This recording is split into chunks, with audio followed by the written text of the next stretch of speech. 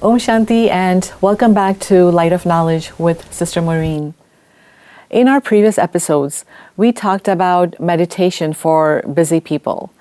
And Sister had given us some very wonderful tips on how we can meditate and bring meditation as a practice into our daily life. Today, we're going to talk to her about meeting with challenges the spiritual way. All of us face challenges day in and day out. And if we can be spiritual about it, then maybe it will go a long way in helping us keeping the calm and the peace.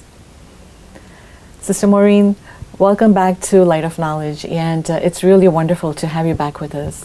Thank you. It's very lovely to be here with you. Sister, challenges. Some people call it problems. Some people say challenges, but to me, it's probably one and the same thing. Regardless, we face them, on our daily basis in our life. And a lot of times it's not easy. It comes with a lot of baggage from the other person, from our side. So how can we give it a spiritual perspective? How can we change the challenge into something as a spiritual opportunity, maybe, to go up in our spiritual practices? Right, thank you. Yes, challenges come to all of us every day, sometimes several times a day. Mm-hmm. And when we have a spiritual practice, it isn't that the challenges go away. That would be too easy. Actually, that was my understanding. A lot of times, in the beginning, I used to seriously feel that if I'm spiritual, if I am meditative, then maybe I won't have any problems in life. Maybe a very naive look at life, nevertheless. Right. Yeah. Actually, as you say, the problems are still there. They do come. But it's the way that we respond to them that changes, actually. Okay. And also, if we become really practiced at this spiritual way of responding, then problems don't seem like problems any longer. Okay. You mentioned in the beginning about it becoming an opportunity, and I think some viewers would know that the character in the Chinese language for crisis, also the same character means opportunity. Oh, okay. So it really depends on your perspective. Okay. Of course, when challenges come, very often we feel very overwhelmed by them. One is that we're overwhelmed by the situation. It causes confusion inside. Sometimes also it triggers off an emotion from the past. And so it makes it even more difficult to deal with. Right. You'll know the situation where you've just said one little thing to somebody, and there's like a volcanic eruption in response, know. And often it's not so much to do with you or what you've said, but it's triggered something. Okay. So there are challenges from the outside, challenges from the inside. So where do we go? Right. But of course, yes, it is possible to deal with them in a different way. And I think the most important thing is to be more aware of the self and my responsibility, and to be able to step back enough to see the different possibilities, and to also see where the challenges come from, what it is in the present time, and where it's going. Didi, recently, one of my experiences, what brought the point home right now to me was the fact that you said that it is not necessarily what's happening on the outside. There is maybe a trigger inside that has caused the outburst. Recently it happened to me, and I'm looking back at it, and I was like, why did I get so angry? Yeah. It was, but it happened in an instant. I mean, I did not even have the time to step back. And I'll tell you what, the way it happens is, the first time, I take it with a lot of patience and understanding. But within a matter of a few minutes, if that same scenario repeats itself, the second time around, I don't have that patience and I blow up. So what do we do in such a scenario? Okay. A lot of this is, as we've been saying previously, connected with our thoughts. Okay. And so, okay, a challenge comes, a situation happens. Now, yes, I may deal with it with patience, I may step back. Right. But even after the challenge has finished, before it comes again, have I really let go of it? Okay. That's the question. Do I continue to think about it even a little? Yes, okay. If I continue to think about it, then when the challenge or the same scenario comes again, I will definitely then have a reaction. Okay, so... Because I haven't quite let go. Okay, of the first situation. Of the first situation. Okay. That's the key. Okay. And I think this is the thing that we tend to keep our minds a little bit too much with the past. Okay. And we think about good things, bad things. Actually, our memories are more about the difficulties that occurred than the good things, unfortunately, yes. because they have caused an upheaval of emotion inside, and often caused me to feel a little bit bad about myself. And so these are the emotions that stick, and these are the memories that stick. I think many of our viewers would know that the person who's the head of our organization, Daddy Janki, she's now 102 years of age, an amazing capacity spiritually, and I remember once she'd had a very bad fall. In fact, she needed a lot of stitches in her head, and you know, very bad. But somehow, within a couple of days, she was up doing things. She was fine. Wow. When I met her about 2 or 3 months later, I asked her, Daddy, how is it possible that you so quickly just overcame that? Right. And she said to me, I put it out of my mind as if it never happened. Oh, wow. And that really struck me. Yeah. Okay, this was a physical injury, but again, it relates to situations that come to us. Do I have that ability to let go completely so that then the same scenario, I don't attract it to myself again? Okay, so there are 2 steps here. Maybe I don't attract the second situation again, and if it were to come, I would not react angrily. Yeah, because I let go of it the first time. But if I'm still hanging on to it, even a little bit, and it may be hanging on to it, you know, if the first time I've said I've handled it with patience very well, I might be saying to myself inside, I did quite well there, didn't I? So even that itself is... Yes, there's a hanging on. And a little bit of ego comes in there, you know, well, I've done that very well. I never thought of that. Yeah, and I know myself, if I have a little bit of ego about the situation, wham, another situation is hot on its heels. Exactly. So how do I let go completely? Okay, I have to come back to that original state of the self. It's like that's your default position. I get it. Like when we drive a car, we come to the neutral position every time. Right. And so it's like, am I living in the crises and then from time to time getting the peace? Or am I living with the peace and then when the crises come or the challenges come, I may come out, but I go back to the default position. So actually, where I am is actually in that state of peace. And that comes with meditation practice. That's a very important distinction that you have made today. Yeah. Being in that natural state and dealing with challenges as opposed to being outward and then once in a while coming back. That's not going to work. That's not going to work. So we have to build up that practice inside and build up that strength inside. So that then when the challenges come, they don't seem so severe. I mean, I can think of situations for myself where, you know, something happens and I know 10 years ago I would have been so affected, but today hardly noticed it. What happened? But it's because of building up the practice inside that it doesn't seem as important. And I think this is very much connected with the building of self-respect, self-esteem. So if I have that sense of self-respect, that sense of self-dignity, I'm relying on my inner qualities for my happiness, for my peace of mind, for my wisdom. Right. I'm not all the time looking at others to show me what to do or to give me the approval to say I'm okay. That now comes from the inside. So when I have that extra self-respect, it's a natural thing actually in a spiritual practice, to have that spiritual awareness, that self-respect, that dignity. I love this word dignity because it makes me feel like, well, I don't need anything.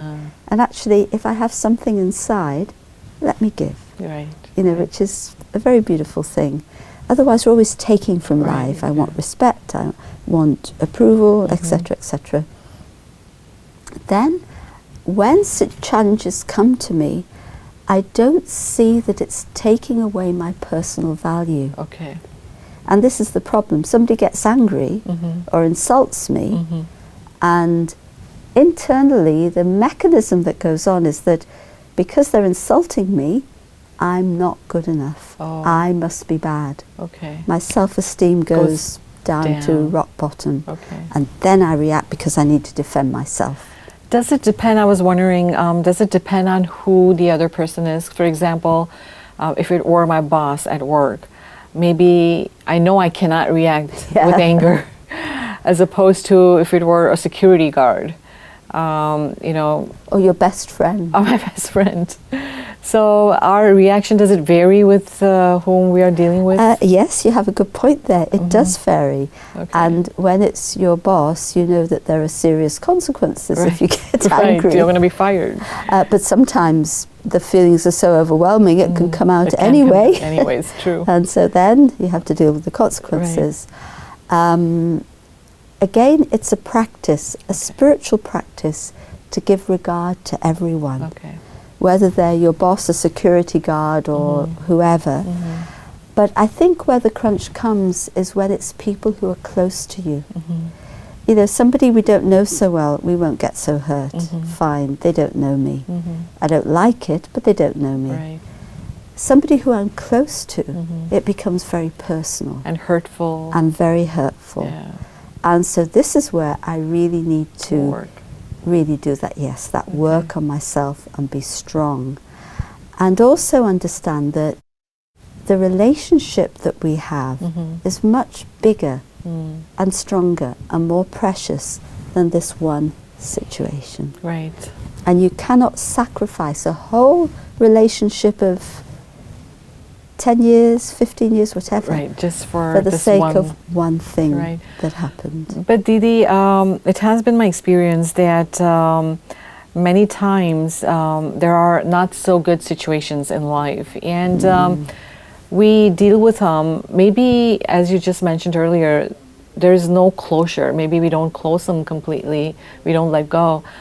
But my experience has been that over and over, we attract the same situation in our life. You know, it could be a period of 10 years. And the same situation keeps coming back. And maybe our reaction changes maybe 5, 10, 15, 20%.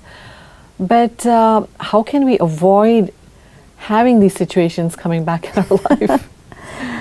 Often they keep coming back until we learn the lesson that they have to teach us.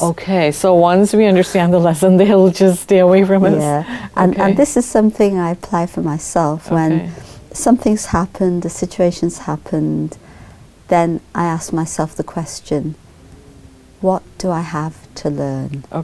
I don't ask the question what went wrong or why, because then I'll just get more upset with myself. Well, I did something wrong, you know, and then you take it all on yourself. But I ask the question, what do I have to learn? And I find that makes me more objective. And I can look at the situation and I can see the part I played. And then I actually feel excited that, oh, I have an opportunity to change something in myself. Until I can find that, I find it difficult to let go of the situation.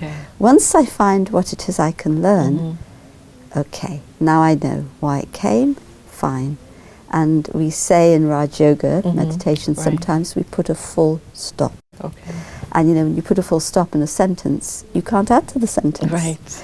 When you put a question mark, when you've got to give an answer. Oh, that's right. When you give an exclamation mark, that means something. Another, yeah. But that full stop.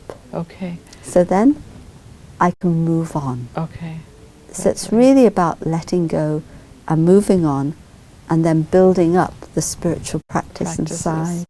Didi, as weird as it may sound, and I used to wonder about this a lot in my childhood days, we get along with our friends and maybe coworkers, but one thing I noticed, and my observation as a child, in families, there seems to be more tension in a family. And I used to wonder about that a lot. Like, why do parents fight, for example? Why do siblings fight? And that same person is well liked by everyone outside. But somehow there is some kind of tension in the house. And to me, that was like a biggest question. Like, we are close to this person day in and day out. We are living with them. And yet we don't seem to get along with them. So what is the reason for that, and how to meet this challenge? Actually, the atmosphere in the home is very, very important. And of course, that is created by the parents. But I think some things like sibling rivalry is just, it just happens, you know. When I was very little, I used to fight a lot with my sister, and she's 6.5 years older than me, too, but I didn't mind fighting with her. We're very close now, of course. Well, we always were close. And it is interesting that I think with the people you're close to, one thing is that you can't put on a front, so they see you as you are. There's nothing hidden. The other is that it's a very safe relationship. Your sister or brother isn't going to go anywhere. Your parents aren't going to go anywhere. At least one hopes not. One hopes not. So it's like a safe relationship. And so that everything comes out. Whatever's inside, it tends to come out. And in a way, it's better it comes out in the home than it comes out elsewhere. But having said that, it doesn't have to be like that. And families vary a lot. But and it is interesting that sometimes children, when they come into a family, when they're born into a family, you can see that they bring some baggage with them. You know, they're not born as a clean slate. And I've seen some very young children, even, you know, a few months old, and you can see the anger that they have, you know. And so they haven't had time to learn that. It's something that is, you know, they brought with them. They brought that trait with them. So that's also interesting. But the atmosphere of the family is the key thing. And really, that's, I think, up to the parents. I feel very lucky myself in that, you know, my parents always maintained love, honesty, good values in the home. And so even though we fought, there was a barrier you didn't go beyond. You know, there was always a limit to everything. And I think it's important for parents to take on that responsibility, to set an example, because that affects the atmosphere and it affects how the children express themselves. There's always this, you know, discussion about nature or nurture. So is it just that you come with a trait and that's it and you can't do anything? Or is it that there's a seed of something and the atmosphere or the family nurtures it, and so that's how the child grows. And so I really feel it's very important. I think it's both, but the nurturing is very important. And so to pay attention, you know, they have that saying, don't they, that the family that prays together stays together. And, you know, if there's a religious practice or a spiritual, meditative practice in the home, it really makes a big difference. A lot of times, like you said, if children grow up in a broken family, you know, or a single parent family, there is a lot of tension, and the child grows up to be he feels, or he or she may feel like they're missing something in their life because they are missing one of their parents. Recently, I was talking to someone, and he mentioned that his parents were divorced, and when he used to go to school, all his friends would have their fathers come pick them up. He was living with his mom. And they would ask him, like, where's your dad? And so he confronted his mom one day and said, like, what am I going to tell him? And she was like, oh, just say, like, he's away overseas, at work or whatever. But he was saying that it weighed heavily on his mind, and he believes he did not have such a normal childhood. So this is a big challenge in the life of a young person. So how do they bring spirituality in their life, or how can spirituality help them be a balanced individual? First of all, spirituality means I'm aware of the soul within. I'm aware I'm a spirit. And I'm working through this body, my costume. So when I look at myself, I realize who I am, a soul, a spirit. When I look at others, I don't see, oh, here's Swati from America, or, you're a soul. You're my sister. But how does that help? I mean, how can I connect to you just knowing that you're a soul? Because for me, it's kind of hard to come out of that body consciousness. So how do I start relating to you as a soul? Yeah, okay, I'll come to that. So one is to that understanding. So that means I begin to see the best in you. That's really the outcome of that, which is really, really helpful. And when I myself have spirituality within, I'm less needy. That's a very important thing. I'm relying on my inner spiritual qualities. And so I'm not looking for something from others. And so when I relate to somebody, it's more about what I can share. It's more about seeing the good. It's more about being together.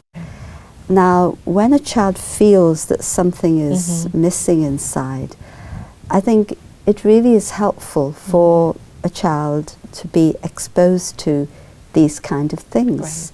Simple spiritual practice, simple meditation practice, so that the child, at whatever age, begins to rely more on themselves.